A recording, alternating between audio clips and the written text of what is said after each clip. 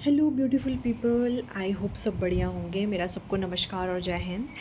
तो आज हम बात करेंगे जो अभी रिसेंटली 2 रामसर साइट अभी बिहार में ऐड हुए हैं उनके बारे में। तो पहले ही बिहार में 3 रामसर साइट्स थे, अभी 2 रिसेंटली जो रामसर साइट्स हैं वो ऐड हुए हैं। तो फिर इसकी वजह से हमारे पूरे इंडिया में रामसर साइट की टोटल काउंट कितना बढ़ गया है, 93। तो अब 93 हो गए हैं टोटल रामसर साइट।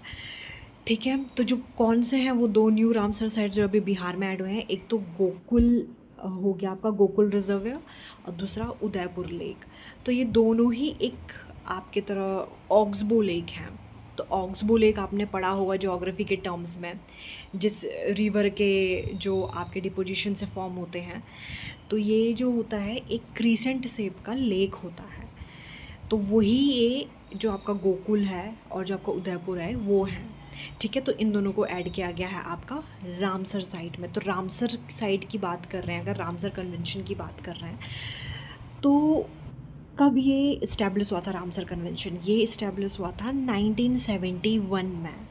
ठीक है, 1971 में रामसर कन्वेंशन ऑन वटलैंड जो हुआ था ये इस्टेब्लिश किया गया था। उसके बाद बहुत सारे साइट्स को रामसर साइट डेजिग्नेट करने लगे। तो ये एक बार क्वेश्चन पूछा भी गया था कि वो कौन सा क्राइटेरिया है जिससे आइडेंटिफाई किया जाता है कि ये रामसर साइट डेजिग्नेट हो सकता है, रामसर साइट वेटलैंड कन्वेंशन के अंडर आ सकता है। तो पहले तो उस पर 9 क्राइटेरिया लिखे हुए हैं। तो 9 क्राइटेरिया में से एटलीस्ट अगर वो एक भी मीट करता है तो उसे वो रामसर साइट वेटलैंड कन्वेंशन के अंडर डेजिग्नेट कर लेंगे।